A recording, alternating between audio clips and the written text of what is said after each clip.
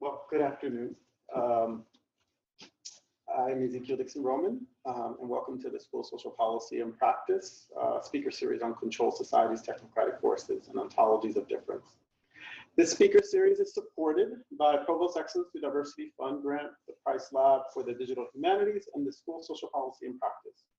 Today's talk is also co-sponsored by the Warren Center for Data and Network Sciences. This afternoon, I have the esteemed honor and privilege to introduce to you Orit Halpern. Professor Orit Halpern is a strategic hire in interactive theory and design and an associate professor in the Department of Sociology and Anthropology at Concordia University. Her work bridges the histories of science, computing, and cybernetics with design and art practice. She is also a co-director of the Speculative Life Research Cluster, a laboratory situated at the intersection of art and the life sciences, architecture and design, and computational media. Her recent monograph, Beautiful Data, is a history of interactivity, data visualization, and ubiquitous computing. And I'll also give an additional plug. If you have not read it yet, definitely get your hands on it and check it out. It is quite, yes, there you go. You took the words out of my mouth. It is quite a blockbuster, yeah. Riveting. I mean, literally, Orit is traversing such a wide span of area, from computation to cognitive sciences, to urban planning and policy, to smart cities, and really thinking about even interactivity in smart cities and the kind of, as Orit will refer to, the things that are even under the processes of smart cities, if you will. Yes. We're not going to call them stupid. We're not normative assessment. Not stupid enough. And it would go all too well. That's the problem. So, anyways, yes, if you haven't had that opportunity, definitely get your hands on it. And also, she contributed to a special issue that I co-guest edited with my colleagues on cultural studies, critical methodologies, and had a fabulous piece in there. So I'm super elated to be hosting her today and to be introducing her today to you all. Her talk today, I won't even, the title is right here. So without further ado, Orit Halpern. Thank you, and thank you, Ezekiel, and thank you all you wonderful people for on the second nice day. I realized that I have a lot of slides, so I'm gonna have to kind of conjointly look at all my slides on my computer because I can never use these computers because they're so the PC always confuses me on the layout. But anyway, so just to get started, I'm currently working on a kind of new book called The Smart Mandate. That is a kind of, well, it was kind of, the title is actually sort of inspired by Naomi Klein, and sort of the shock doctrine, and trying to think what comes next, the smart mandate, and it's sort of an effort to develop both a kind of theory, but also kind of trying to analyze the operations of this current kind of seemingly insatiable desire for smartness.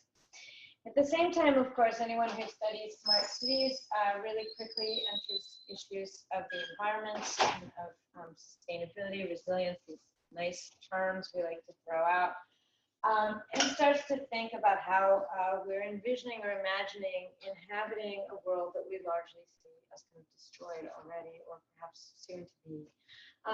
So this question of what constitutes imaginary and, in fact, habitat in the face of catastrophe really concerns me, and particularly as someone who engages heavily with design and architecture and urban planning and design fields, how do we envision forms of habitation that are more equitable and just?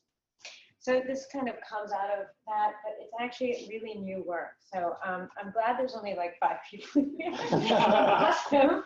But maybe we can work together on problems that I bet you resonate with a lot of what you're already doing, many of you are doing in your regular work. So just to set the stage here, last year, this is Rajarat District 5 in Kolkata. Why? Oh, right, I'm doing this on my computer, but not here. And then there's a movie playing which maybe we'll play. Well, unfortunately, you can't quite see it, but if you were, this is Rajat District 5 in Kolkata. It was supposedly going to be a smart city, but it never finally got the designation. And it's largely a condo and purportedly high-end residence and high-tech buildings that were going to be put here. It's a free economic zone. And a lot of it is vacant and never actually hooked up to the grids and the kind of infrastructure that's supposed to make it valuable. But at the same time, that doesn't really matter because most of it has been credit swapped already. So these are highly leveraged developments for which their completion doesn't matter. However, in the meantime, of course, in order to do this, some 30,000 people have been dispossessed. And this is a very standard pattern in South Asia, especially, but across the world, of course. And many of them end up working under fairly brutal conditions in places like the Calcutta port, where, interestingly enough, of course, this port is not mechanized, but they are offloading basically from containers and literally having human beings like open the containers, put them on smaller trucks because they don't have like container size 18-wheelers. But they have to do this at the speed that keeps the boats moving with the automated ports, right? So you have a kind of logistical system that is in theory almost entirely like digitized and automated, but it's not. But that's at the speeds, right, have to be maintained to keep this kind of global circulation of goods and services. And of course, things are built really quickly. When I was there, one of the flyovers, they like to pop up, kind of collapse because of the literally like the strains on the infrastructure around the speed by which development is currently happening.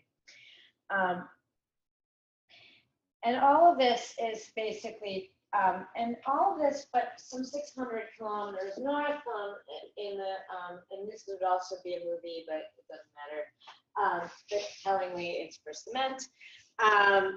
What is happening here in Siliguri, which is at the foothills of the Himalayas and the Himalayan floodplains, is that there's a lot of bouldering going on. So people are basically digging up riverbeds in order to get the sand, because in order to get concrete, you have to have sand that's round and wet. So we've been digging up beaches and rivers, and this is destroying the entire river system of South Asia. The rivers are just sinking into the earth.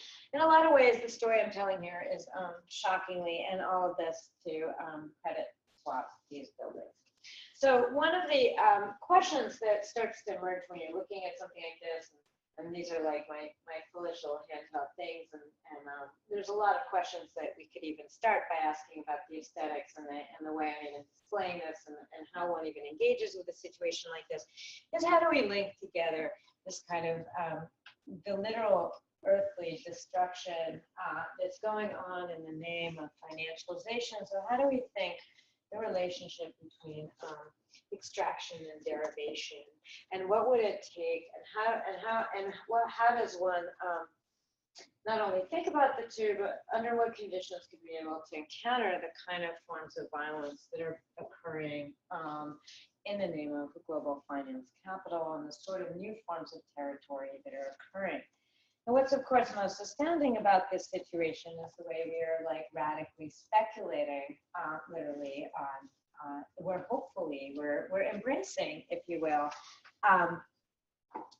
the sort of destruction, the sort of negative destruction. So there's an openly speculative element here that's hopefully speculating on negative forms of futurity, and this of course also pervades other locations where I've worked. So this is the latest set of places that I'm looking at, kind of extreme infrastructures and logistical systems around the world, but there's also, of course, so what I want to talk about today is this idea of resilient hopefulness, a kind of mode of speculation on negative futures that accept sacrifice and certain forms of violence, discrimination,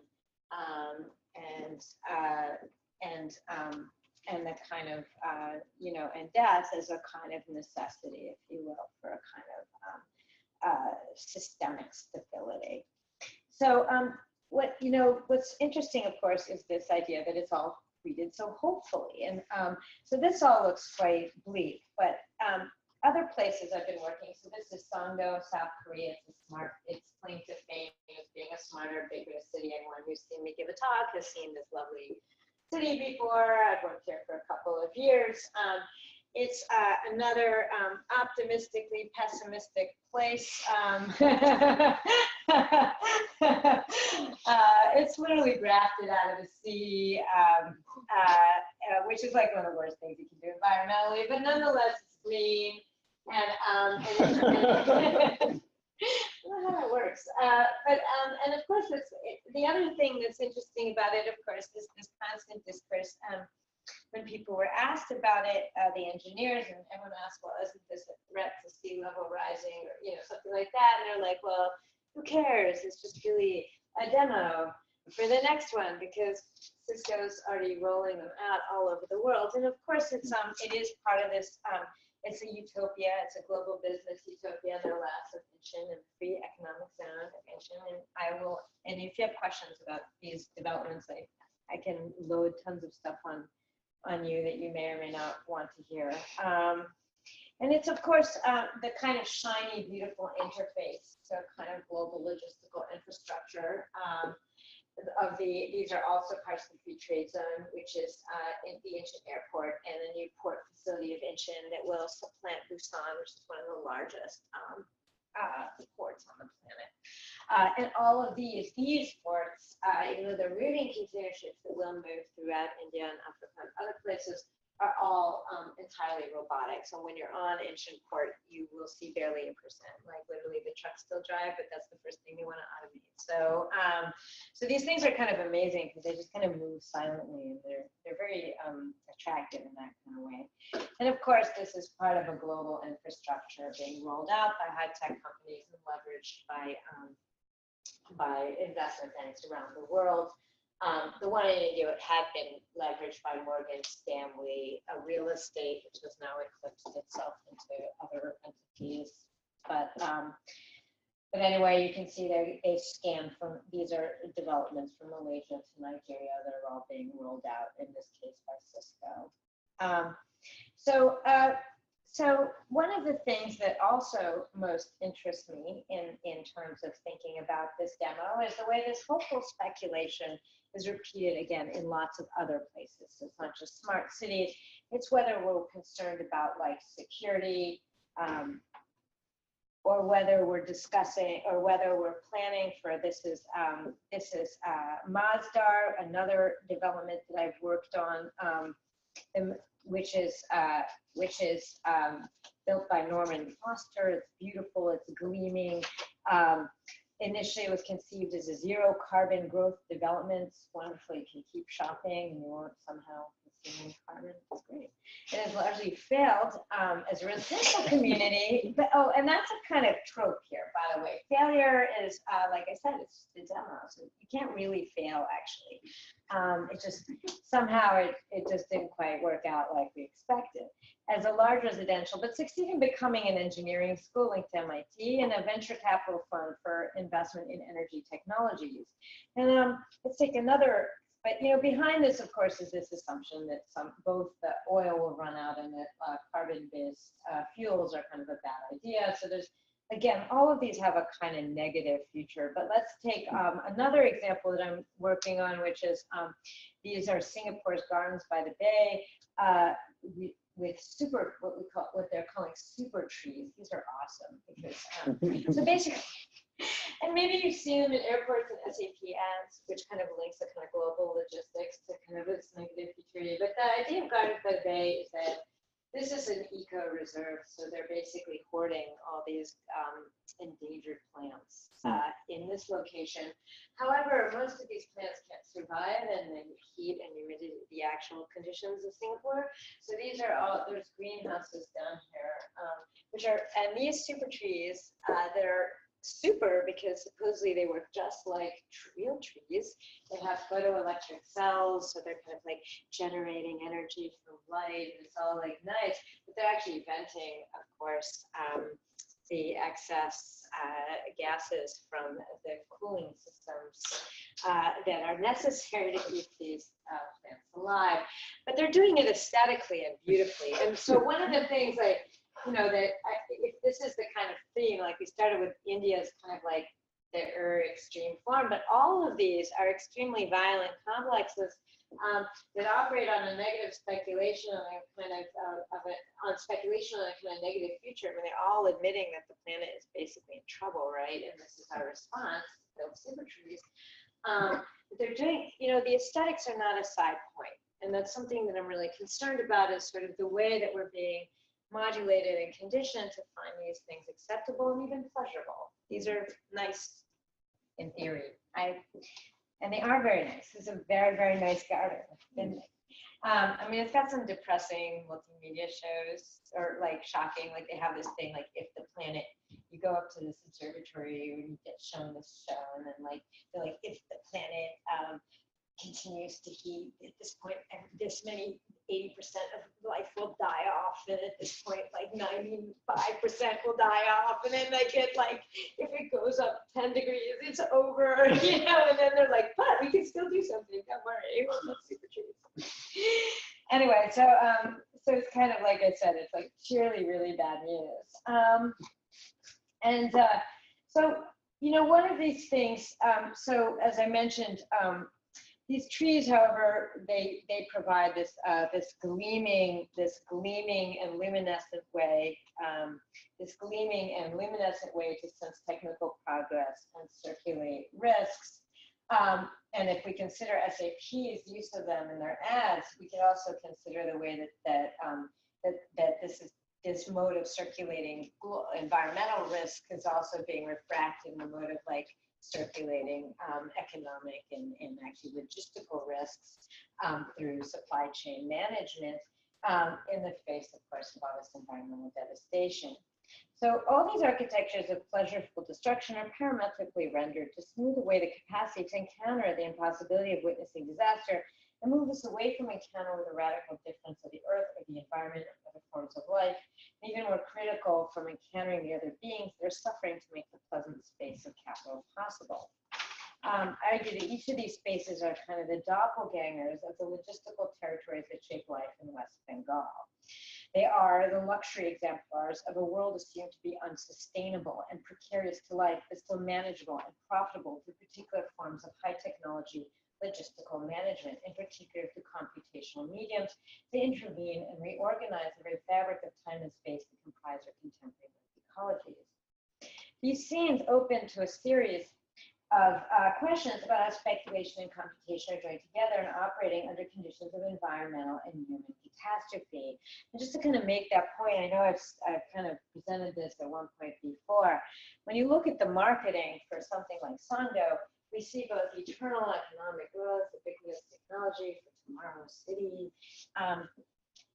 accompanied, of course, with the idea of a harmonious green location. And of course, I'm not going to go into how much energy servers cost, but this is almost unquestioned, right? The design, architecture, planning fields, more computing, more sensors, more data, all of that is going to automatically render these systems, quote unquote, greener or better. So this really fun equation has developed, where bandwidth equals life. How did we get there? You can read my other book. And now I'm trying to figure out the implications of that and what that means in our present and going forward, and sort of how do we think about this kind of world of that's this new forms of infrastructure that are being produced around this. And then most expressly, I'm concerned with it. So this is the kind of global world we're in, and I'm sort of really interested in the course of this talk to think about three things together. One thing that I've been working on for a while, which is kind of the logic of the demo or the derivative, the way that it forestalls, kind of engaging with the future in relationship to these other discourses of resilience and sustainability in life, and sort of what the implications are and how they're shaping and what their logics are. So this is kind of more a descriptive talk, if you will. I haven't yet included anything, but I want to try describing what I'm calling this resilient hopefulness. And one of the elements of that, of course, that I've also discussed here before is the relationship, right, between to demo or to die. So as I mentioned, one of the things that's most remarkable about Songdo when we start talking about it is that that people actually talk. This is how people talk about this place. It's a testing ground, an example, an experimental prototype. It's repeatable. These are the kind of discourses that are actually coming from the engineers and from the companies. And behind them, of course, at the same time, these developments are being literally funded and sponsored through the credit swapping. This is the Black-Scholes derivative pricing equation, a formula that in many ways actually naturalizes, if you will, massive instability. I mean, it's essentially a random walk within the normal current put together. So this kind of assumption of massive instabilities are very linked. And so this demoing, as I said, along with this deriving, is closely linked to all this smartness. And these are neural nets. Everyone's favorite machine learning project these days, but something I work a lot on. So all of this combines together in what I'm trying to describe in terms of resilient hopefulness. So what does this resilient life mean? So in a short and speculative piece, I want to focus on how resilience and technology marry to create this form of preemptive infrastructural governance that naturalizes precarity, sacrifice, and violence as necessary economic values rather than political options. Resilience, as I mentioned, is a particular logic. It's not about a future that is better, but rather about an ecology that can absorb constant shocks while maintaining its function and organization. It is a state, following the work of Bruce Brown and Stephanie Wakefield, of permanent management without ideas of progress, change, or improvement. The irony is that this hopeless situation is, as I mentioned, met with this very hopeful speculation, usually through new forms of temporal management in finance and technology. Therefore, I want us to be really thinking about those derivatives and this emergence of smartness like together. This real estate speculation can continue to occur on these new developments and never occupied smart or at least high-end projects, even as the Himalayan floodplains are destroyed because the end simply never arrives. So the idea of the demo, this kind of idea that like things don't fail, they just kind of don't work the way we want. We can just get another one. Like in certain ways, there's a certain mode of managing futurity. And derivation does the same thing, right? It continues to circulate the risk, even bank on when things go violently wrong. There's almost like there's no kind of, there actually can't be a crisis from the perspective of the equation, of Black-Scholes derivative pricing equation. There's only a crisis in the sense of, yeah, for us humanly, if you lose your house and your home, and that's, sensibly. So it's very important to really think about resilience as a mode, right, of absorption of crisis, which of course many people have said. So resilience itself is a pretty complicated term. And just for a minute, I'm going to kind of back up. Maybe you all know this, but it's always helpful to kind of think about its genealogy a little bit. It, of course, plays different roles in different fields, and it might be interesting to talk about how it's understood differently in different places. But the understanding of resilience was crucial to large-scale planning projects in contemporary discourse. It was first forged in ecology discourse during the 1970s. In work by C.S. Halling, who was interested in the management of things like fisheries and forests, I'm sure, who established a key distinction between stability and resilience. So stability does not equal resilience. For him, the question is, how do systems change but continue to operate? A resilient system will have massive fluctuations in populations, but will retain certain relationships to allow it to continue to operate. You'll see like many fish die off for like 3 years and then they'll come back and whatever. But the idea is not that you have a homeostatic situation. It's that you have a system that can continue to basically, sustain particular relationships between agents within it. Working from a systems perspective and interested in the question of how humans could best manage elements of ecosystems through commercial interests, as I mentioned, salmon, wood, etc., Halpern developed the concept of resilience to contest the premise that ecosystems were most healthy when they returned quickly to an equilibrium state after being disturbed. So it's kind of like a second order cybernetic thinking. After the first order, there had been a kind of movement in ecology through the Odom brothers that kind of really introduced ideas of feedback and communication and information into ecosystem thinking, but actually kind of really relied on stability. So Holland called the return to state of equilibrium stability, but argued that stable systems were often unable to compensate for significant and swift environmental changes, environmental changes. As Holland put it, and I quote, "The stability view of ecosystem management emphasizes the equilibrium." And then he went on to say that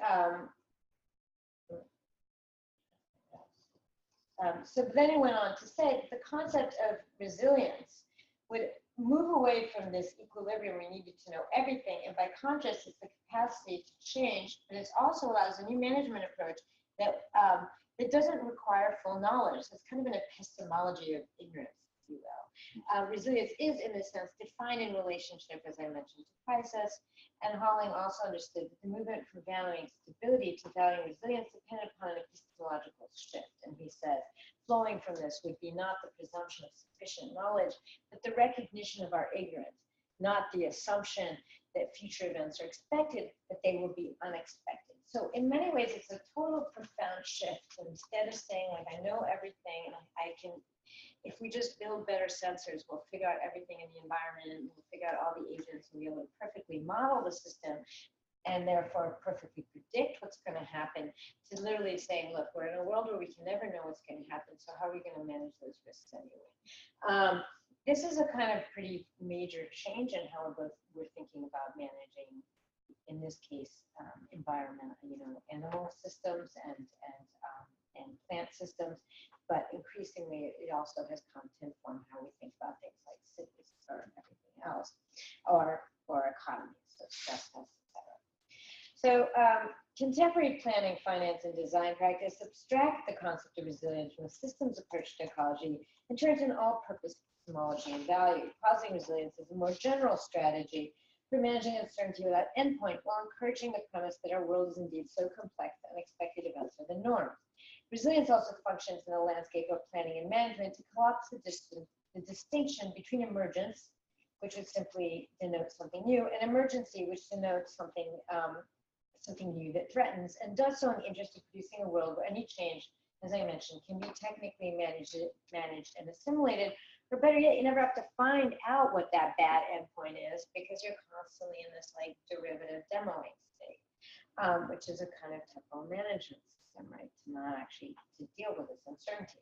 So while maintaining the ongoing survival of the system rather than survival in a particular, species or what have you, is kind of the goal here.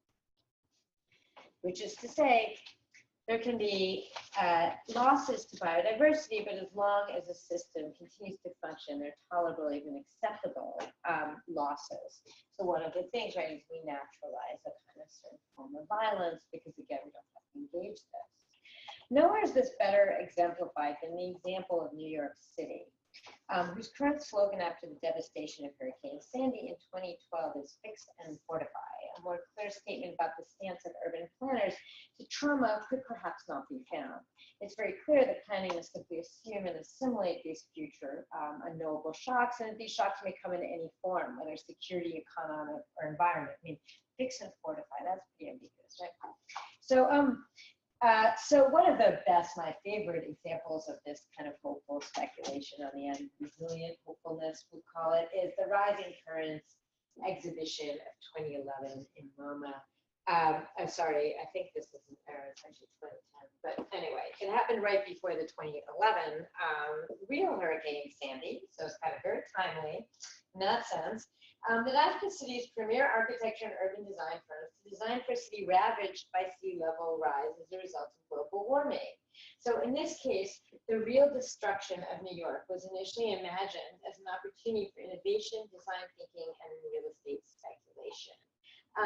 And this is one of the favored and most popular designs that was projected for this, which is oyster texture. I don't know how many people are familiar with this. It's actually now being sponsored at the cost of $60 million by the Rockefeller Foundation. So the idea is these lovely little oyster beds are going to, like, with their little bodies, swab up all the storm surges and kind of create a natural a natural defense against nature. The small problem being that thanks to the pollution levels and the increased acidification of the water, the oysters themselves are constantly dying. But it's so nice how they're dying, right? Looks good. Anyway, so these things are being sacrificed and going extinct to keep us, to keep New York City going.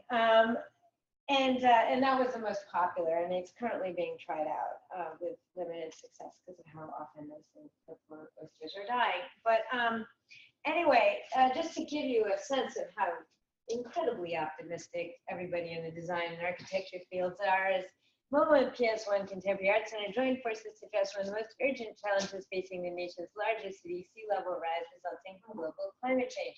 Though the national debate on infrastructure is currently focused on shovel-ready projects that will stimulate the economy, we now have an important opportunity to foster new research and fresh thinking about the use of New York City's harbor and coastline. As in past economic recessions, construction has slowed dramatically in New York, and much of the city's remarkable pool of architectural talent is available to focus on innovation, which is to say they're unemployed. I love it. Anyway, so what an opportunity to go ahead and build some speculative stuff. Let's see if this will play. This is the kicker. This little movie. Well, if you exit out of it, you can. Yeah, I can. Yeah. I saw that it was playing. This is the one you have to see. You have to see. It just makes my whole point. I shouldn't be talking at all. I should have started with this. Anyway, this is another prototype by an architect that they're going to have this mobile, these lovely rising barriers. So here come, the storm surges come and these little floating things. As the water rises, we're going to get all this waterfront property. Bonus. Good.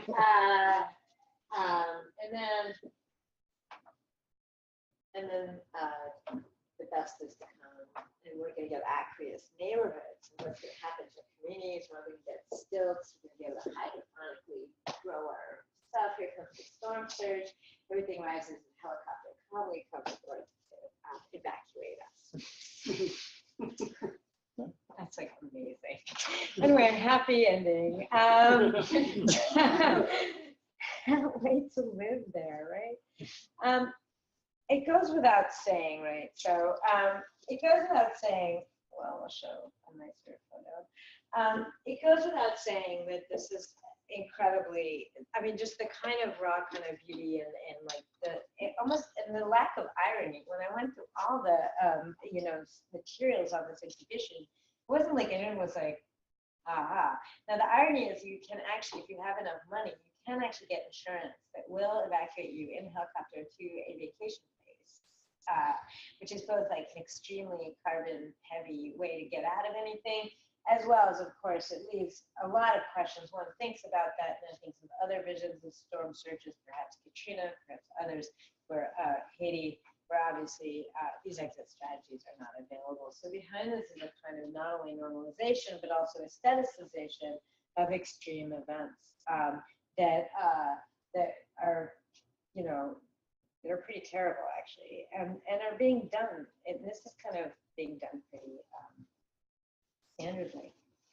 So, so as we said, such logics, therefore, as I mentioned, pervade large and logistical and computational environments. So returning your head right to the smart city of Rajarat, or all the smart cities that you've seen, you begin to understand the way that every present state of the smart city is understood as a demo or prototype for future smart city. Every operation is understood in terms of testing and updating.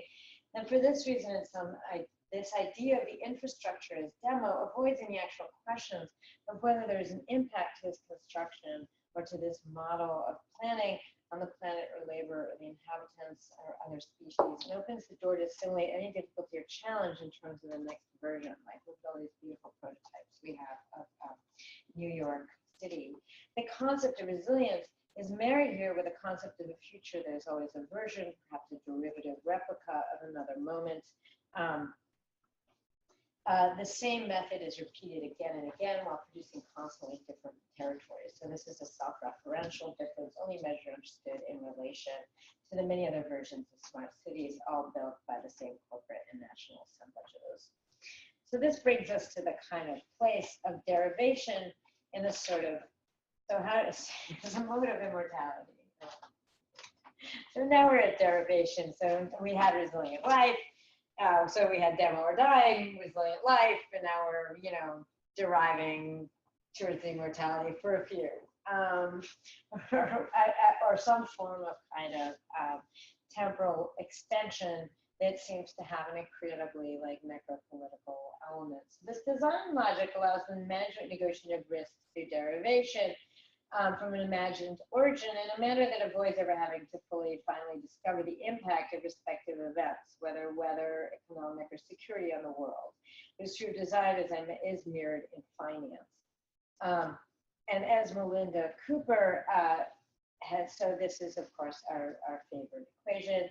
And as Melinda Cooper has noted in discussing weather futures, contemporary markets have now produced derivatives that are literally producing value from betting on adverse and unpredictable events in relation to one another, not as discrete occurrences with lived impact. So just here's what she writes about these new weather futures markets that I've been looking into, particularly in Chicago. So, and there's these amazing Deutsche Bank reports that are like risks and opportunities for investments, global warming. And the process is, and in many ways, this is very predictable and very anticipatable. None of what I'm saying is oh, we've heard about disaster capitalism, of course. A lot of what I'm trying to get at is the actual specific tactics and techniques. How does derivation particularly marry itself to the language of resilience and then encode itself into the very architectural and urban design imaginaries? How we envision habitat is coming through these two related forces that I think increasingly need to be thought together and try to understand what they're doing. So in the process, as Melinda Cooper says, of these weather futures, it is the very relationship between the measurable substance of the commodity, its stored value, and the event-related nature of price that is reworked. For traditional derivative contracts traded in the future prices of commodities, financial derivatives trade in the future of futures, turning promise itself into the means and ends of accumulation. So time here. So here's my my homemade equation for summation for everyone. So once upon a time, so time here becomes not a relationship to the spatial circulation of goods, labor, and commodities, but a thing in itself, in non-historical, but also non-geological or environmental time. So kind of self-referential temporality, if you will, even as it consists of and consumes all of this other materialities. So once upon a time, right, we had value now can be speculated for value in the future, and time equals money. But now we have a new speculative fiction where dollars equal change in time. So time equals time, basically. So speculation does not equal prediction. We don't have to predict, we're looking at differentials, right, that we're betting on. So just to put this into some sort of framework, or just trying to think about it, we can think about it in comparison to the comfort of mutually assured destruction that shaped, the Cold War and the pre-1970s economies. So another way to think about resilience and prototyping or demoing or link is the distinguishing between risk and uncertainty. If the Cold War was about nuclear testing and simulation as a means to avoid the unthinkable, but nonetheless predictable nuclear war, the formula has now changed. This distinction is best summated in the separation between risk and uncertainty, first laid out in the 1920s by Frank Knight. According to Knight, uncertainty, unlike risk, has no clearly defined endpoints or values. It offers no clear-cut terminal events. So we're not really sure the world is going to end. We just suggest it might. And we're not sure how it's going to happen. In this case, the test no longer serves as a simulation of life. Rather, the test bed makes even life itself an experiment for technological futures. This uncertainty embeds itself in our technologies, both of architecture and finance. Thus, in financial markets, we continually swap, derive, and leverage, never fully accounting for risks in the hope that circulation will defer any need to actually represent risk. And in infrastructure, engineering, and computing, we do literally the same, right? In these constant kind of derivations, if you will, of this type of model. As future risk transforms into uncertainty, high technology, particularly smart and ubiquitous computing infrastructures, become the language and practice by which to imagine our future. Instead of looking for utopian answers to our questions regarding the future, we focus on quantitative and algorithmic methods, on logistics, on how to move things, not where they end up or measuring the impacts of these actions. Resilience, now married to infrastructures of ubiquitous computing logistics, becomes, as I mentioned, a dominant model for engaging with possible urban, but also more sui generis infrastructures, urban collapse. At the same time, terms like smartness become a new catchphrase for an emerging form of technical rationality, whose major goal is management of an uncertain future, no constant deferral of future results or evaluation through a continuous mode of self-referential data collection without endpoint, and the construction of forms of financial instrumentation and accounting that no longer engage or even need to engage with, alienate, or translate extraction from history, geology, or life. And something I'm looking into now a lot is actual extraction industries and big data. But again, the fact that the kind of incredible impact of derivatives in a material way, but simultaneously their modes of managing time are what kind of preoccupy me politically, ethically, and aesthetically. So in the key, so, you know, one of the other things, so this posits us with the question of like, so what other imaginaries do we have outside of kind of catastrophe being responded to either by like these slick sacrificial smart cities or and these kind of financial systems that leave so many people behind. So of course, one of the key and troubling consequences of the two operations I've been trying to really develop here, this kind of resilient of this kind of demoing derivation. So the practice of demoing, prototyping, and versioning, and the imaginary and discourse of resilience, so this kind of resilient derivation, is to obscure differences in the kinds of catastrophes, right? So one of the other things that happens around the kind of construction of the sort of smart city demo feature is that while every crisis event, for example, the 2008 subprime mortgage collapse or the Tohoku earthquake of 2011 is different, within the demo logic that underwrites the production of smart and resilient cities, supply chains, and infrastructures, there is no difference. These differences can be subsumed under a general concept of ongoing crisis without clear event structure. That is, whether threatened, again, by any type of problem, terrorism, subprime mortgages, energy surges, or hurricanes, smartness always responds in essentially the same way. And that's because it's married to this idea of resilience, right? So just precisely these evacuations of differences, temporalities, and societal structures that most concerns me in confronting the extraordinary rise of ubiquitous computing and high-tech infrastructures as solutions to political, social, environmental, and historical problems confronting urban design and planning, and engines for producing new forms of territory and governance. This logic also prompts us to ask about the possible alternatives. Can we tell alternative histories, produce different environments and designs that create encounters with loss and the ruins of our planet in a manner that allows us to imagine actions other than continued circulation of capital? And of course, I would say that that's probably most of what we are all trying to do, right, collectively. So our challenge then is to fundamentally transform the current resilient hopes of deferring negative futures through the practices of demoing that mirror the models of software development to some other mode. This demands beginning to examine the social movements, construction projects, and many efforts in art, design, humanities, but also I think in social activism, civil rights, human rights, and politics that have changed the positive embrace of endpoints and that have challenged the positive embrace of end times and fought to reintroduce other forms of time and life into space. So these are the kind of questions that are now occupied in. And in thinking about that, I've been thinking also collectively about like different forms of architecture, design, aesthetic practice, but I think also we could ask about policy and social activism process. So this is an alternative vision, if you will, of the smart city by Ratai Sasaki for Tokyo, which came out of a movement titled Metabolism, which has its own complexities and problems politically, but also was attempting to understand or rethink or use other metaphors for producing urban space and also different times.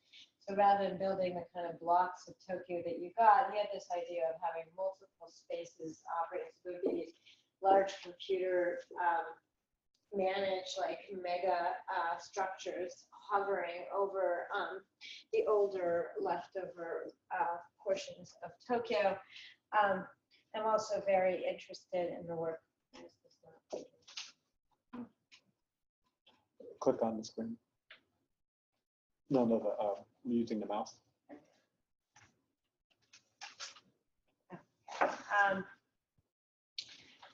I'm also interested in the work of architects like Levius Woods, who envisioned these kind of hypothetical structures that might help us rethink connectivity and time. In this case, after the wall, I thought about these free spaces, like modes of kind of cutting through buildings, both temporally and spatially, sort of creating new types of territory. These may be very familiar. He also had, he kind of built these fictitious structures for San Francisco and Haiti, about occupying a quake, about kind of attempting to think of architecture not as up and down, which is why buildings fall when things move, but rather attempting to think of other kind of geological and natural forms that might act differently. And then, of course, also projects such as Ballet Ra'ad's Atlas Group that attempts to kind of produce ideas of territorial imaginary around the Lebanese war. Or individuals like Theaster Gates, who I think are also, and so one of the things I've been really interested in, what can we learn from like Black Lives Matter, from the No-DAPL, and these other movements about different forms of temporality and different modes of resistance, survival, and envisioning the future of life that are not necessarily subscribing to the discourses of resilience and sacrifice that are so negative. And I think there's a lot we can, and there's a lot more we can say, and hopefully we'll say now. So I'm just going to stop there. I know this was like very, very preliminary, so it's kind of me just sort of putting together a lot of my current attempts to think about both derivation and resilience with this broader logic of smart design and the kind of true ubiquitous computing.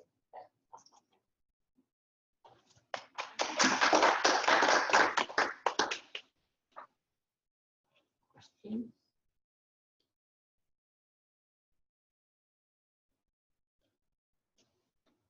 Can you explain that derivative concept one more time, a little bit slower? Oh yeah, sure. Sorry, I always go like super fast, and I myself am sort of processing because I've been busy kind of studying these formulas and attempting to kind of understand the derivation market, but also the new weather futures markets and where they're the same or different. So we know that futures have developed probably with the East India Company. We could date with insurance on with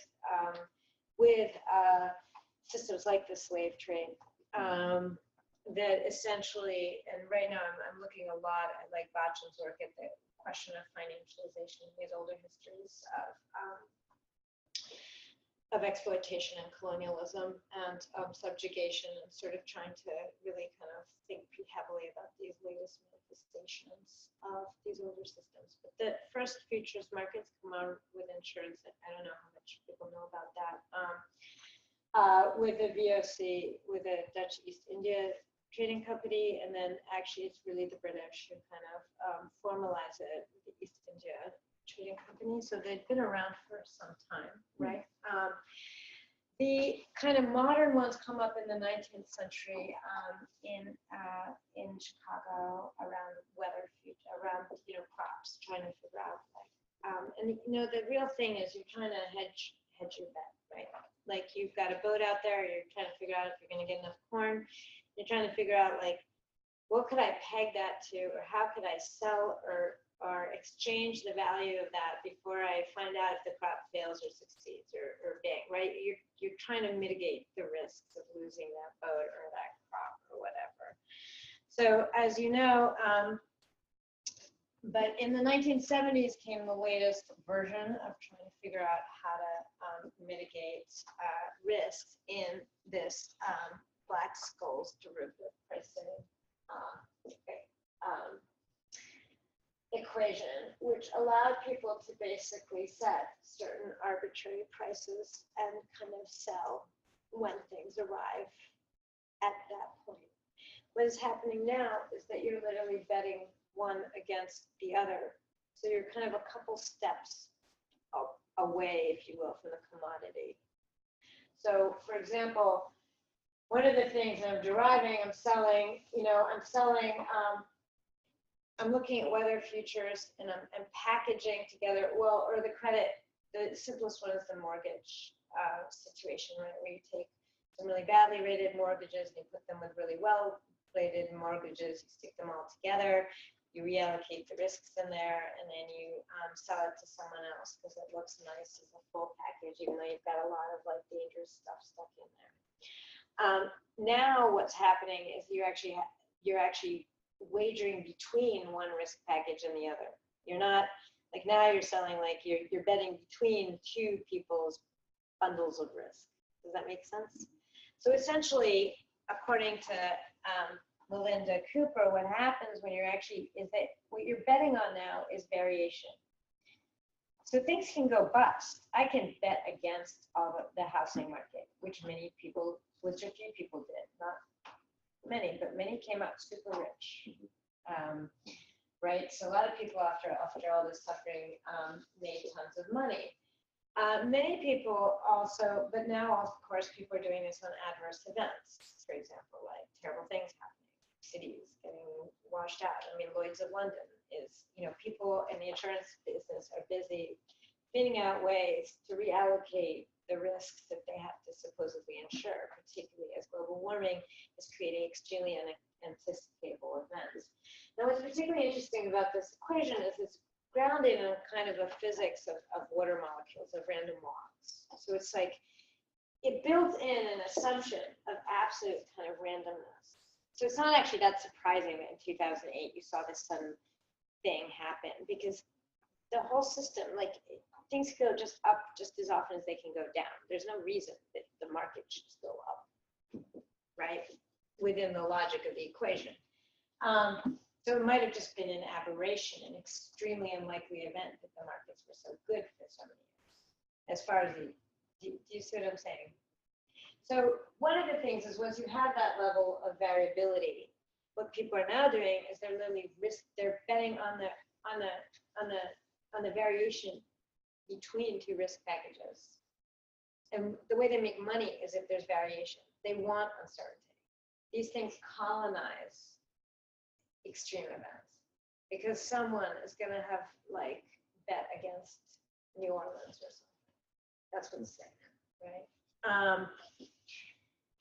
So what Melinda Cooper is saying, so when she says the relationship between the measurable substance and the commodity, this is kind of traditional, kind of more Marxian thinking, like the kind of value that it might have once it's released in the world, and the event-related nature of the price that is reworked. So, there's always the event, there's always the specificity of like when you transact, right? Like it happens under particular conditions.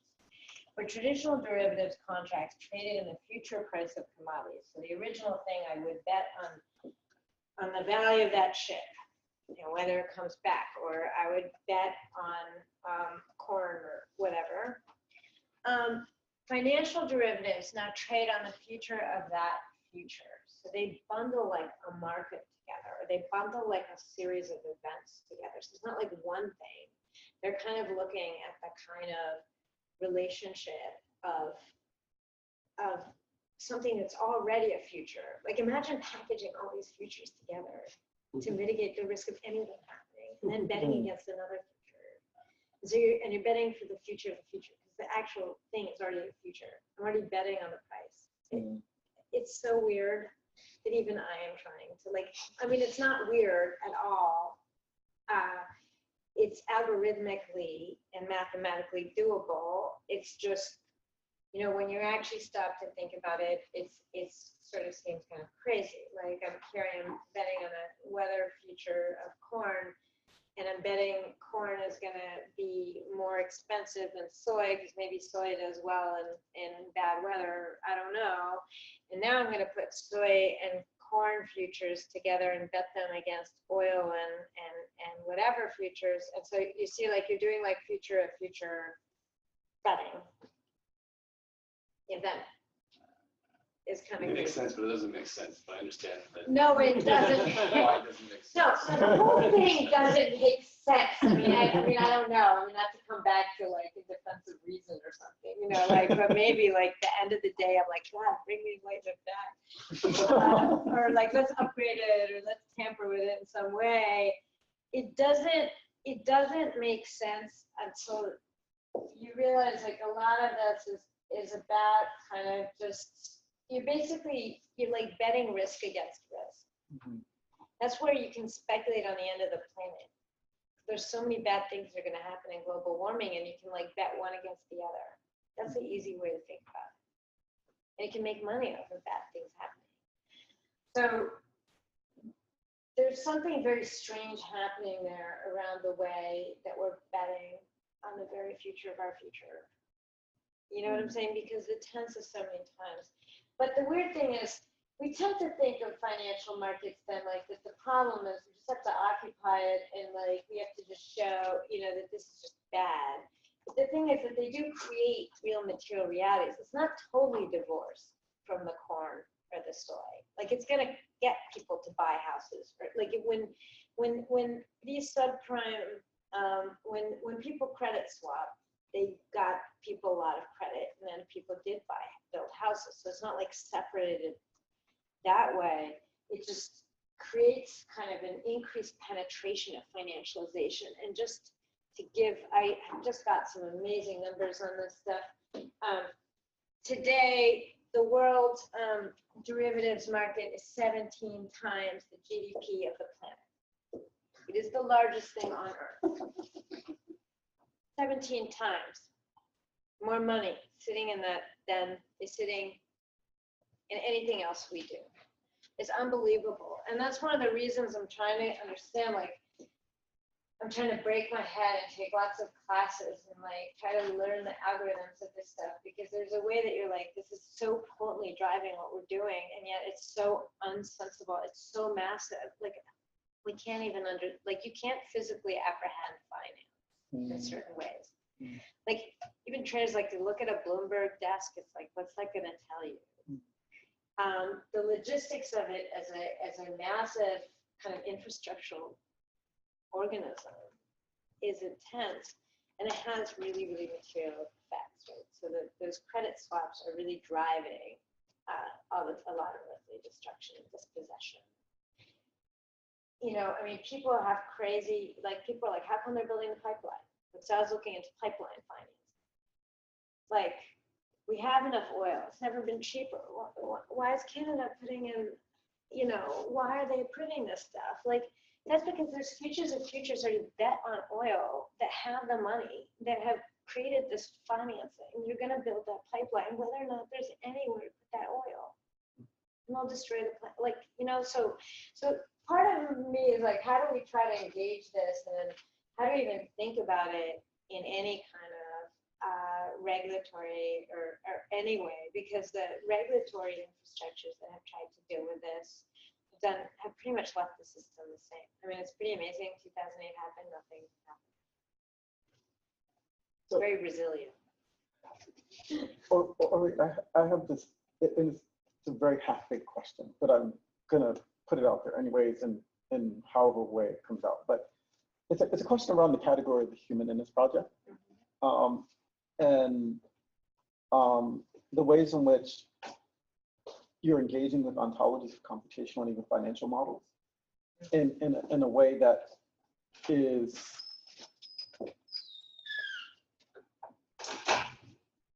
almost I would argue almost engaging them as to use a Broadian term, almost as post-human performativities, if you will.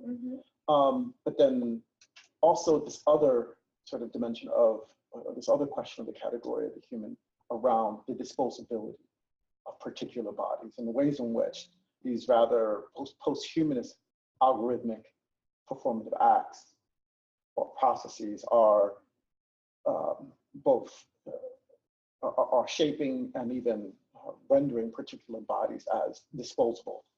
And at the same time, obviously, rendering other bodies and particular bodies and even spaces, if you will, as there's a word I'm looking for that's not coming to me right now, but I'll almost say it's not just privileged, but even protected.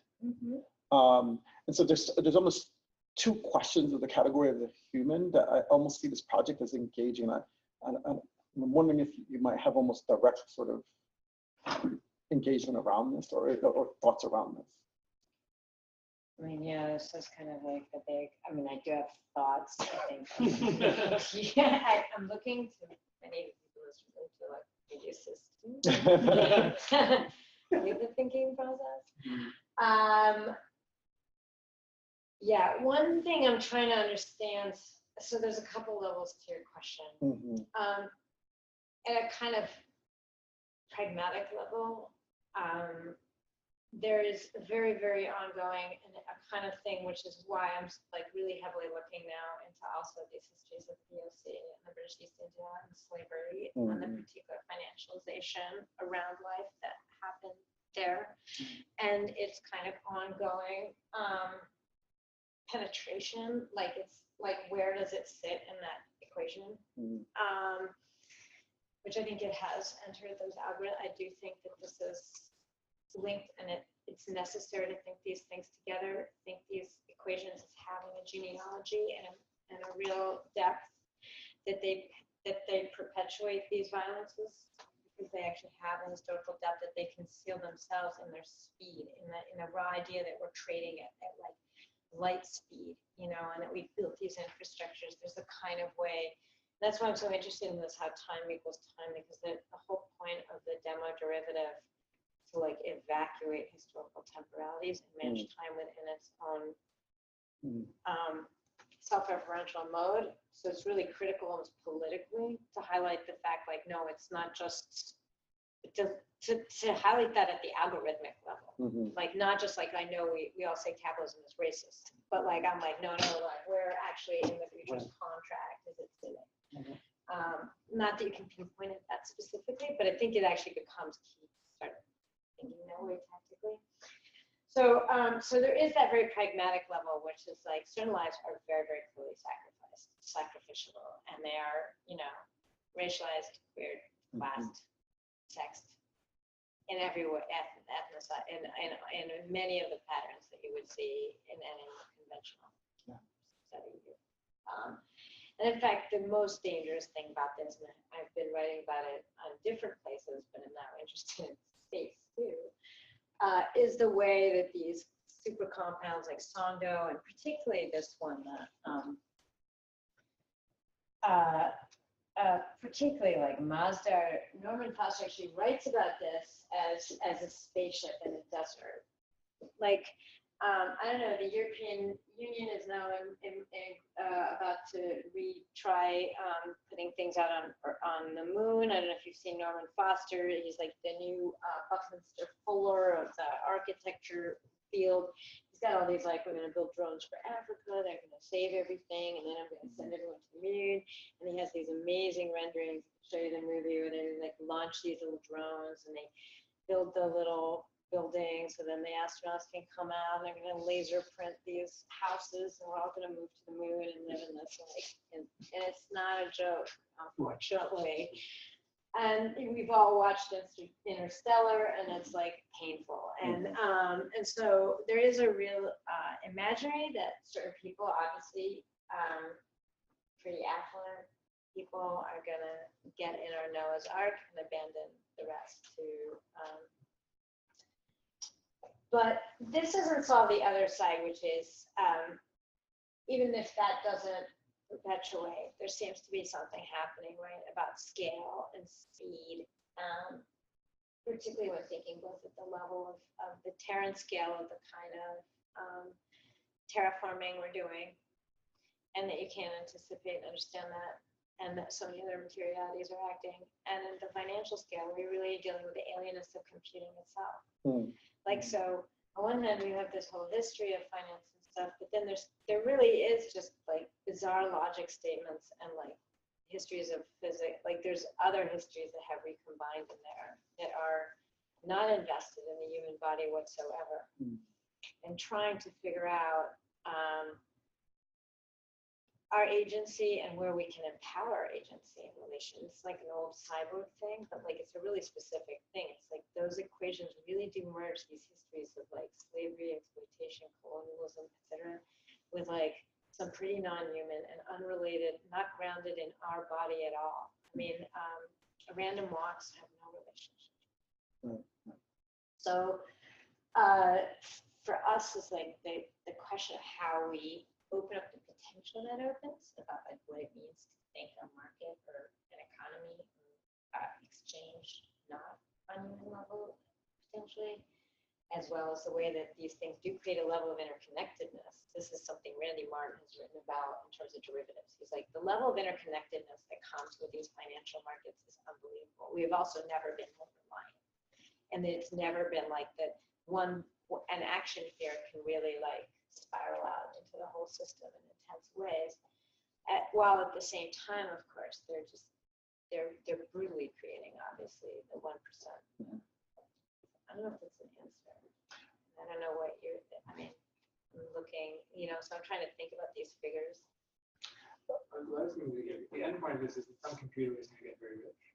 Right. They're going to do really well. Yeah. And maybe there is going to be the rest of it. But I was wondering in that way that it seems that in one of the villains intellectual history is this concept of resilience. But and you stop me if I'm going off track. But you're confining the notion of resilience to one system. It seems like in this talk, which is where you try to think of it, or two systems, data system, capital system, whatever you want to call it. It seems that there's also, at what point are there competing? I guess what you're going for at the end is this question: like, are there resiliencies in other systems that are out there, and what are they? Do you want to name? I mean, that's another one of the questions. Well, this is kind of a sort of debate, but it all seems unimportant until I guess you walk into urban planning and you're like, well, what do you envision? So we have whatever we're dealing with, and then you have like, what would you like to build? How would we like to live?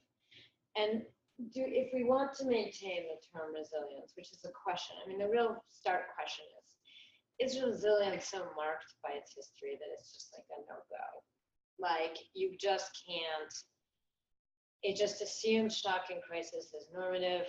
It's gonna just always facilitate sacrifice of certain lives and certain types, and we just need a new language, which is where the interest for me started to be like, well, what are the other ways that what are some of the places, right, we could look, whether it's metabolism as a language for thinking, these sort of radical reconstruction, which was Levy's was just like, we don't, we can't just, rehabilitate as it was. Some of these other ways of engaging with trauma, or, I was talking with another colleague at a conference this weekend, and she was positing, out of Black Lives Matter in her work, this term like fragility or anti-fragility to try to break the vulnerability, resilience discourse. So this becomes like a creative project, basically, about trying to be like, what would be terms that would frame, that would both accord historical wrongs and create alternative futures that do not assume a kind of survivability. Can we learn from the people who've already been inhabiting the catastrophe? So one of the things I haven't talked about enough is that a huge part of the resilience conception, or especially about the smart stuff, is about the fact that like the catastrophe is going to come. So the rising currents is brilliant about that, because the catastrophe and rising currents, right, hasn't happened yet in theory. And it happens literally a month later. right? In a kind of weird sick irony. But essentially the idea is like, this is coming, but it hasn't fully come yet. And the attitude even to events like Sandy is like, that was like a one-time thing, and we're going to get this a lot more, but we're not inhabiting a catastrophe yet. I'm not sure if you come from, say, an African American, the response to Katrina is the same. Like the catastrophe has already been inhabited, it's already happened. Like it's happening. It's not going to happen, right? And so one of the questions was about how do we shift the tense of our design to accommodate both those past, we think, these features, and then what kind of new concepts really would help us not accept this kind of sacrificial mode. And I know it sounds like no one here would say they accept sacrificing anyone or anything, but then you actually go out into your studio and you see what people actually build. And it's like, it's great they think that, but they kind of do have certain assumptions about how we have to go about it. And they do tend to approach spaces as like, either we have to rehabilitate it was, or, or as defensible space. How do we defend it or something? In certain communities, like I said, I think that is a different, that's a real differential on who's constructing. So Mayor Bloomberg is going to have a really different attitude than, other community-based organizations. It's like hyper-pragmatic.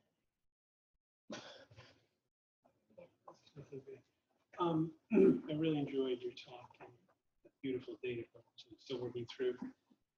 Just a couple of things that came to mind as you were delivering this talk. One is just the way you were talking about these issues of risk and the demo. And the next demo, the one after that, reminded me a lot of Horkheimer and Adorno's discussion of the dialectic of the Enlightenment and this kind of way in which we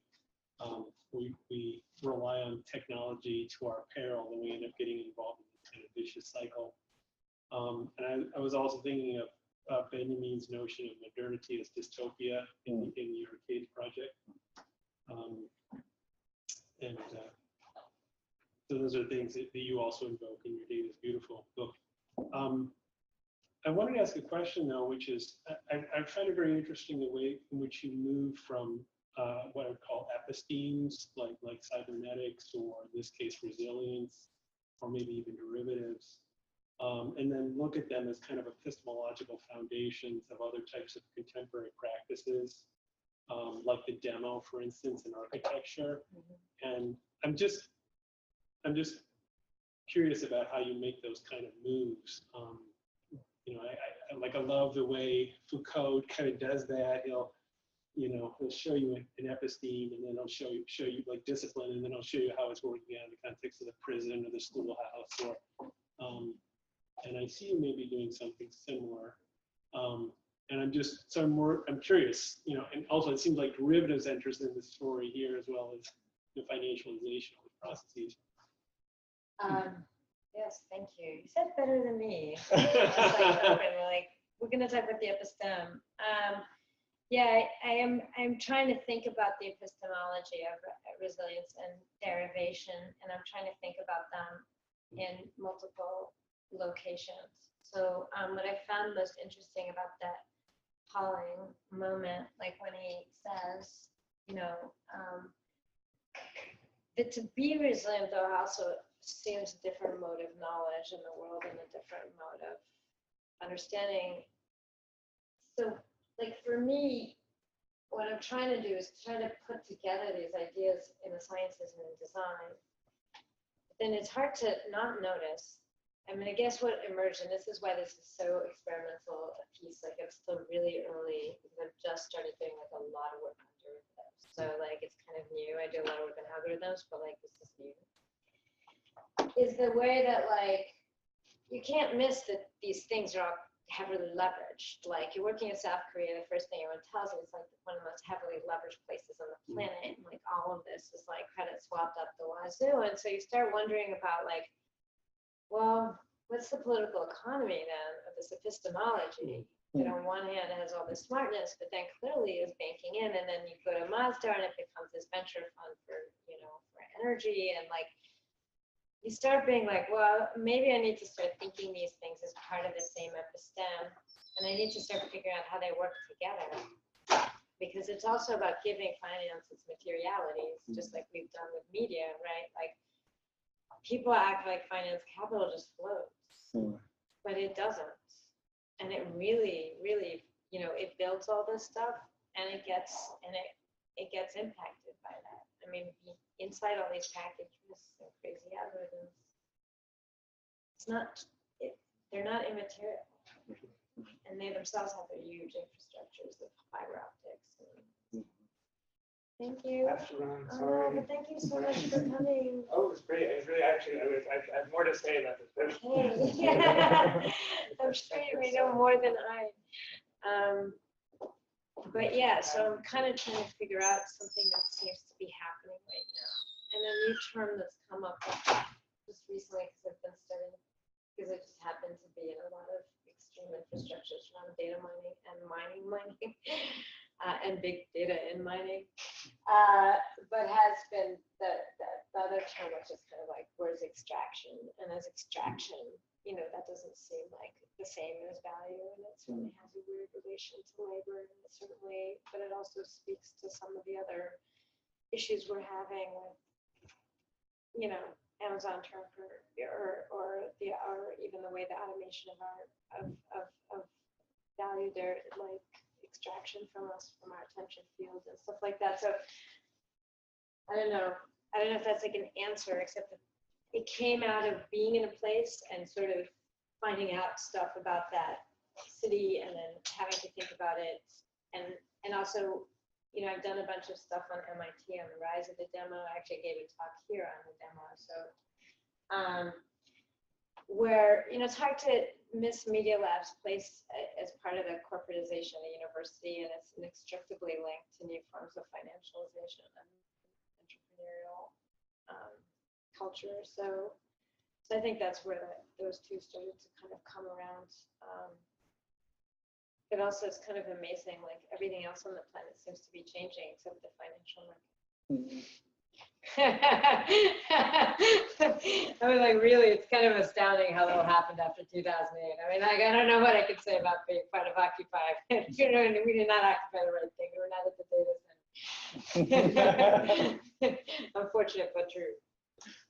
So, Ori, thank you so much for giving us a demo of your current work. Well, thank you so much for fascinating work, and thank you. Thank you for weathering it. Two of you.